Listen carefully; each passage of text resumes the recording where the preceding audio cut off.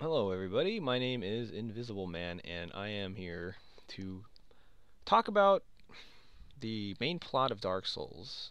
Now, before I start, this is all speculation, all right? Like, I can't confirm this, but the theory that I kind of created really had me in, like, for a loop. Like, I really kind of nuts with this, and I think it makes a lot of sense. Um, So like I've watched a lot of lore videos, I've played the games, and this is what I've come up with after doing a lot of research. And I don't have time to do like crazy visuals or make a cool video for you guys because I'm too busy and a little lazy and I just want to talk to you. So I mean like pull up a chair and like close your eyes because like really there's nothing to look at in this video. So, let's look at the new title. Scholar of the First Sin. What the fuck is the first sin? Because if we're connecting Dark Souls 1 to Dark Souls 2, then I don't think the first sin happened in Dark Souls 2. I think it happened in Dark Souls 1. And if you go back to the beginning, the very beginning of all of this shit, what was the first sin?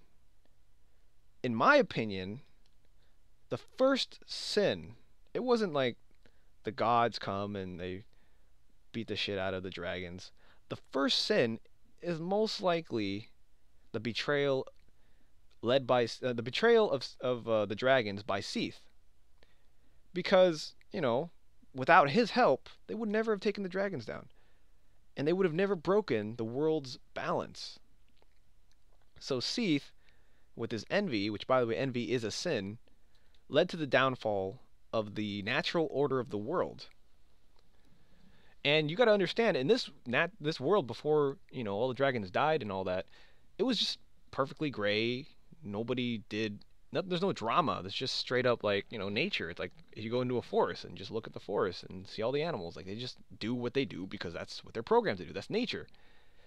With the first flame, everybody underground started to develop concepts. They started learning and they started to see, hey, why the fuck do we live underground when all the dragons live up there? This is with the rise of humanity. They started to become sentient. And I don't really think the dragons were sentient. I think they just kind of did shit. The only exception was Seath. Because Seath was special. Seath was this fucking crazy dragon that didn't have scales, knew he was an immortal, and didn't even have legs. Like, this guy had issues. And I think also he just had a different kind of brain because of it. And he, instead of like being like the dragons, was just fucking more like a human being in terms of personality. So the dragons are dead, all right? They're all gone. And Gwyn is like, hell yeah, we're in charge now. But we know it's not going to last forever. So Gwyn approaches Seath and he's like, dog, like, we're not going to live forever. And I know that you're like a super smart guy and like you're so talented and I fucking love your white skin. Like, it's so great, you magnificent beast. Would you do me the honor of being like my duke and shit? I'll give you a laboratory and everything.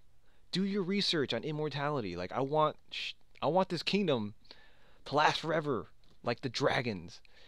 And when you think about it, the one thing that Gwyn and everybody else could never take away from the dragons were their everlasting nature.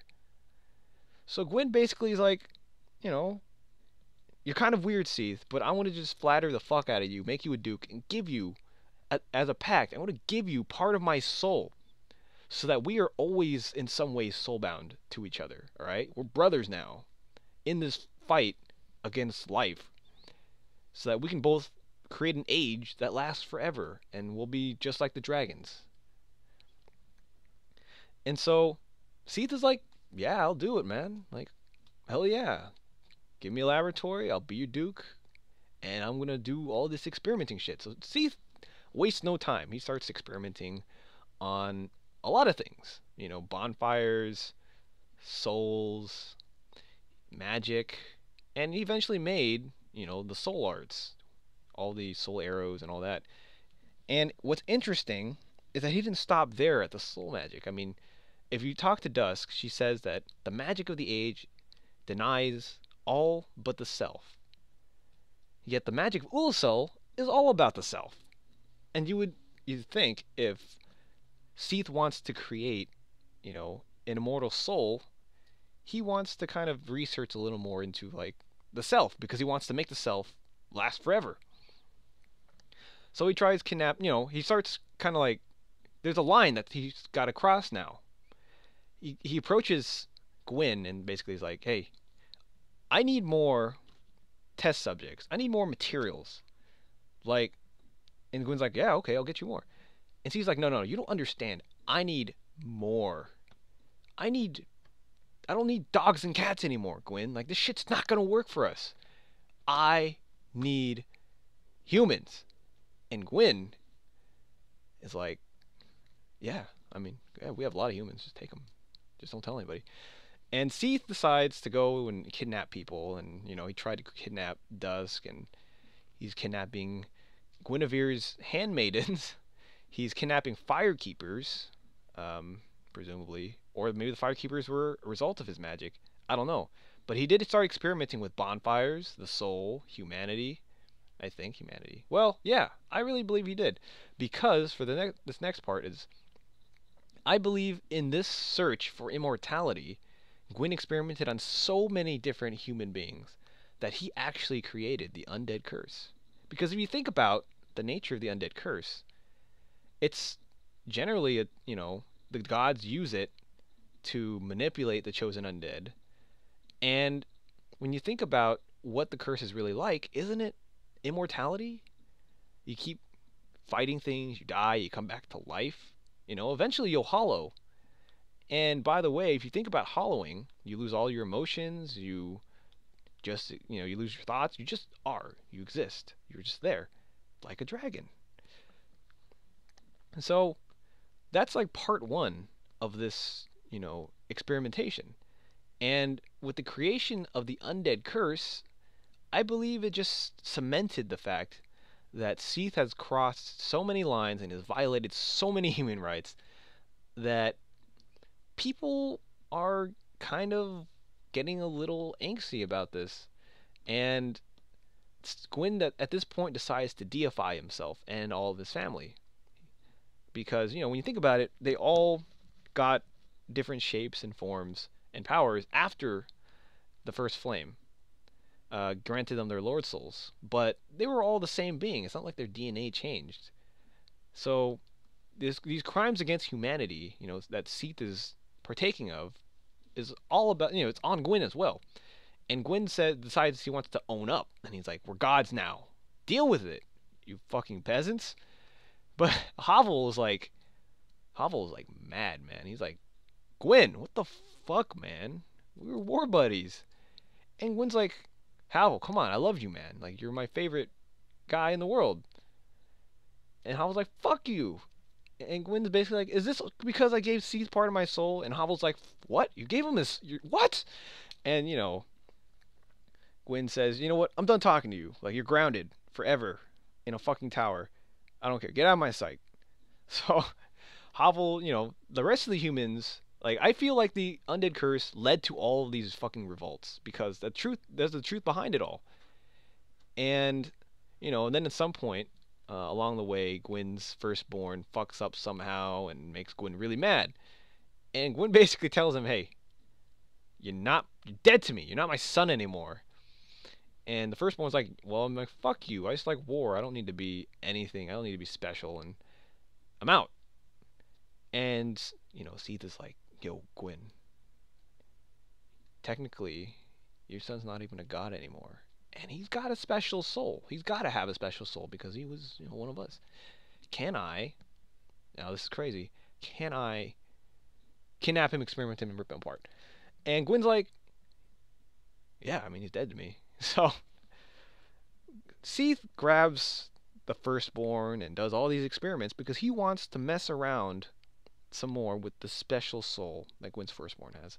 And what happens is he kills off the son after experimenting with his soul, and bam, or like it doesn't matter what order he does it. He just experimented with the soul, and bam, he gives birth to Solaire, this hopeless, really cool idiot who, for some reason, is compelled to work, for his own son. Like there's no fucking reason. He just wants to do it. And, like this is just speculation. Like I'm not saying this is what actually happened. None of this is. I'm just saying this is all like what I thought might have or could have happened. So after this, like all the other gods are like, this is beyond crazy. Like this guy used to be one of us and now he's suddenly not. Like you taking this too far. So now even the gods are arguing with each other. And, Guinevere leaves with Flame God Flan, and Gwyn approaches Seath and he's like, dog, there's revolts in all of these cities. My daughter ran off to go be wife to the fucking asshole Flame God Flan, who, by the way, is a terrible fit for her. Like, he's so bad for Guinevere because she's so big, and Flan is like the size of a fucking ant.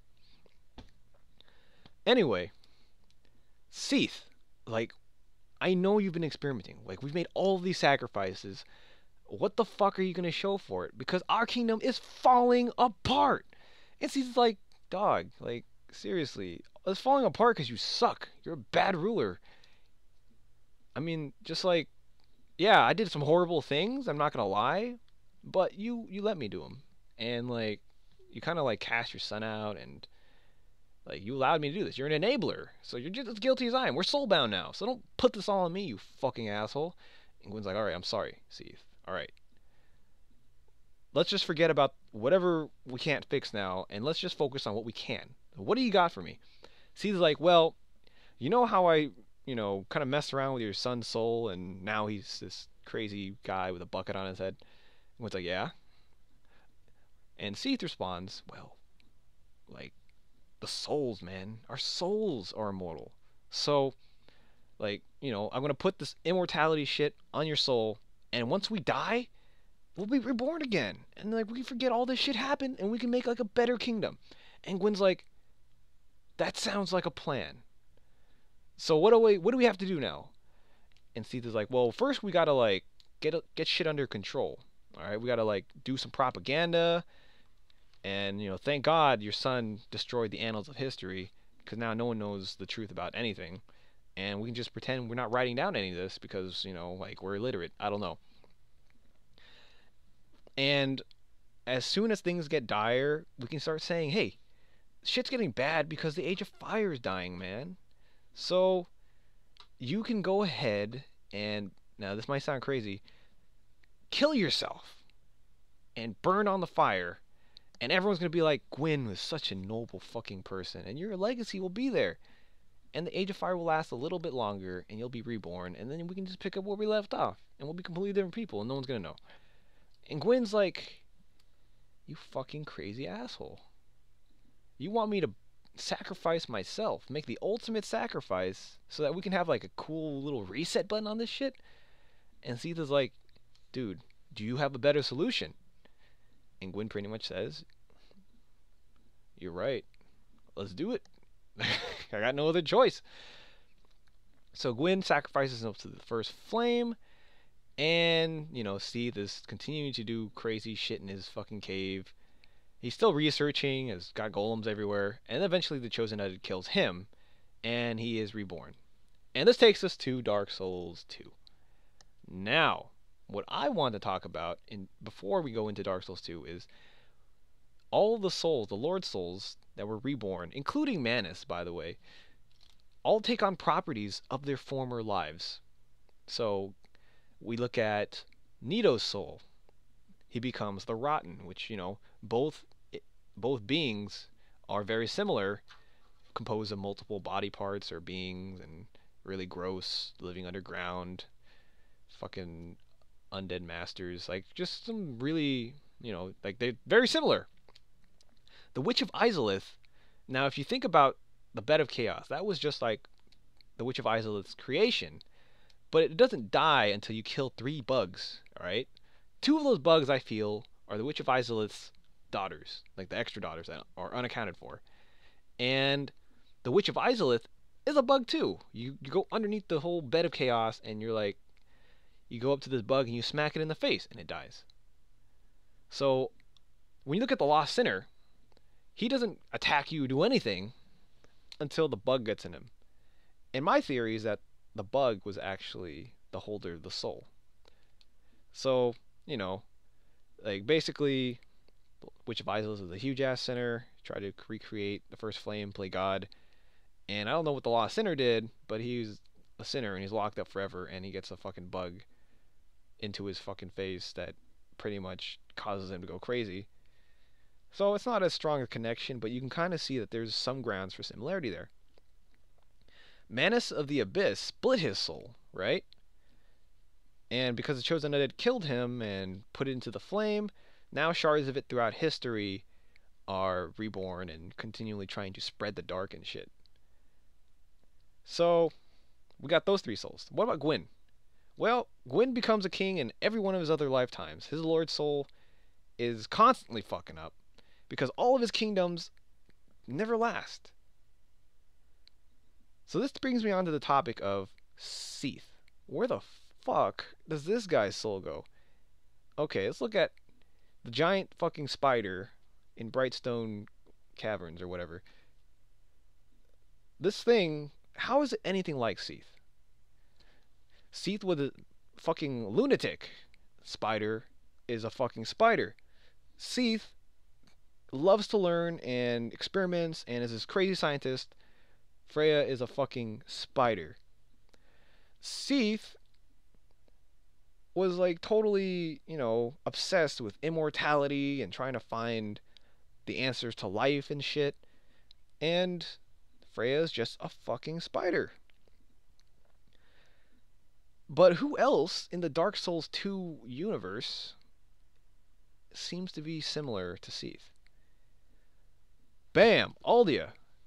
You see, Aldia, not only is he a scholar like Seath, not only does he have half dragon, half human hybrids, he also seems to be trying to accomplish something. And in my perspective, I feel he was more successful than Seath was in his lifetime.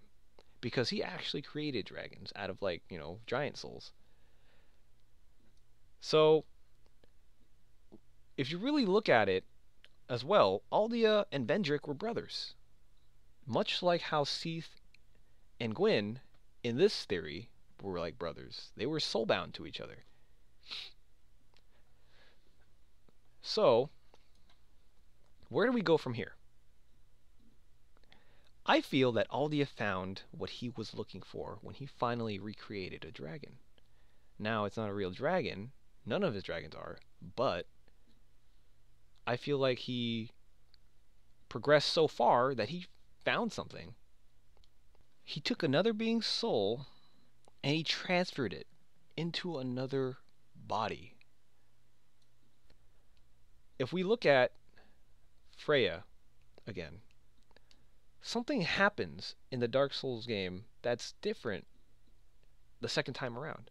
In the first cycle we kill her, she drops the Duke's soul. The Duke's Freya's soul, whatever. She drops her soul. Second game, you kill her, and suddenly there's an old Pale Drake soul. Where the hell did this Pale Drake soul come from? Why did From Software purposely do that? Because it's pretty obvious Pale Drake is a reference to the white dragon Seath. What changed within the second cycle that led to Freya obtaining this soul? What I think is that Aldia had found a way to remove his own soul from himself and effectively breaking the cycle. I think he obtained an immortal body and decided to use, he decided to revisit the Brightstone Caves because, in my opinion, I think the Brightstone Caverns or Caves or whatever is pretty much like the Crystal Caves that he was in. And I think that the dragon's body or whatever that's there is his old body.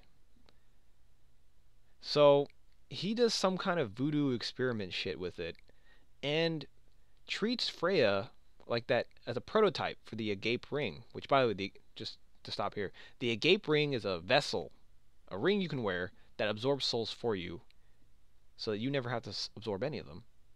I feel that Aldia, or Seath, or whatever you want to call him now, experimented with this method and used Freya as kind of a prototype for this ring. And so he successfully separated his soul from his body and became an immortal, like he always wanted. So this vessel that once housed Seath's soul is now free of the cycle. But, what's left after that? He might be free, but Vendrick sure isn't. Vendrick is still kind of being recycled throughout life. Everybody's still being recycled throughout life. And Vendrick's he eventually tells the chosen undead, this shit is so pointless. This is stupid. Fuck this. I hate this shit. And see, you're my brother, but you fucked up. We both fucked up. This is a horrible system. This doesn't work. We need to abolish it. And Seath basically says, yeah, I agree. This is really a fucked up thing. We didn't know. We dabbled in magics that we just had no clue what they would do, and now we're constantly just reliving our own miserable lives repeatedly. Nobody's happy. And so Seath says, I want it to be like before we fucked up royally. Let's just dial it back and go back to the time of the dragons, like I've been doing. Except now, not just the souls and the people are free, but just our environment is not as crazy, and the cycle's not going on anymore, and everything's just perfect peace. So throughout the whole story of Scholar of the First Sin, Aldia is just teleporting in and out of different places.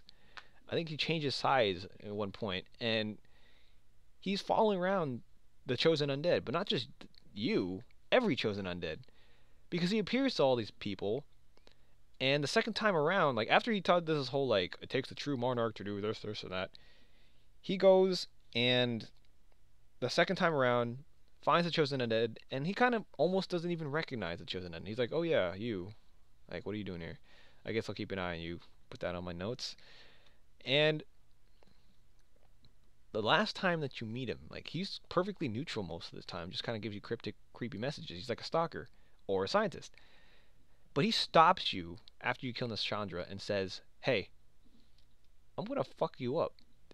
And the chosen undead is like, what? I thought we were friends. So, why does he do this? Why does he suddenly want to attack you now that you've made it this far? Well, have you not collected all of the souls? All the Lord souls are in your possession in some way or shape or form. You are a giant piñata of souls right now, and the only way to the only way to restart the cycle is to put those souls back in the flame, and everything goes in motion. It's the fuel. All the souls are the fuel. So Aldia wants to take that fuel from you, and he wants to stop the cycle that way. I don't know how he's going to do it, but that's his fucking reasoning behind attacking you. But here is the big problem. You cannot be bested because you're the fucking chosen undead. You killed everybody. And Aldia's like, fuck, man. I can't do this. I'm not strong enough. I'm a geek. I spent all my time researching, and I don't have any muscles. So I can't beat you. You're always running around and shit, wearing crazy armor. Your calves are amazing. And Aldi decides, be a true monarch. You have the power. You're worthy of lighting the flame. You're worthy of walking away. But, here's a third path. Let's break the fucking cycle. Come on, man. Aldia, he doesn't plead you, but he kind of, talks to you in kind of this weird Zen master sort of way. Beyond the light, beyond the dark, yada yada. And he's basically bestowing upon you, the true monarch of this series, to end it all. if you play Dark Souls, Dark Souls 2, you'll realize that none of the choices you have ever made truly matters. You pick your character, you give him all these looks, give him a cool name, whatever. But as soon as you get in game, in the first one, he's this ugly ass hollow thing. When you play the second one, he's covered in armor or clothing or whatever. You don't see him. Basically, none of your choices matter at all. Like, even when you beat the game, you don't really beat the game because the cycle keeps going. Shit never ends. And Aldia is telling you, here is your time to shine, my friend. Here is your true moment of making a choice that will affect the rest of everybody's existence ever. Now, here is where I feel there is something wrong. Because despite giving us a third choice, there were still only two endings. The only thing that I can think of from this point on is that somebody gets a hand on the agape ring, and instead of using it for PvP, wear that shit. Like, just beat the game. Like, after you get the agape ring, find a way to, like, I don't know, give it to someone, and make sure they pick it up and shit, and make sure they never get any fucking souls ever, period. And have them equip it, and beat the game. I mean, that's going to be really hard. Like, it's going to be the hardest thing in the world because you're not going to have any fucking good weapons. You're just going to, whatever choice, like, your choices never mattered because you could have collected all these souls. But now, your choice kind of matters because now you're never collecting any of these fucking souls. You can't buy any items, you can't upgrade, you can't do shit. And, if you can beat the game with just whatever you started with, and you have this agape ring that makes it so you never absorb any souls, you essentially kill all these beings and let their souls rot after you kill them. They just don't exist. They're inside this vessel that isn't you. And it essentially takes all the fuel out of the cycle. And the cycle ends. That, to me, would be an actual ending to Dark Souls. And this is why I don't think there's going to be a Dark Souls 3. Because it pretty much tells you that shit is done. Like, we're done. We're not doing this anymore. Even the characters are saying, we're fucking tired of this, man. I'm so tired. Like, this game isn't even as hard as the first one. Like, we're so watered down at this point. Please, put everything out of its misery and let's restore the balance of the world back to how it was before we fucked it all up. And yeah, that is my theory of Dark Souls in its entirety. Now, I mean, I could have missed a couple things. I could have missed a few things, and a lot of my theories are just that. They're theories. This is all speculation. However, I feel it links pretty much everything together. Yeah. So, I mean, I don't really care if you like or dislike. I don't really plan on releasing any videos. I just wanted to get my theory out there so that, I don't know, let's see what you guys think. Because I feel like, I'm onto something. So, yeah. Thanks for listening.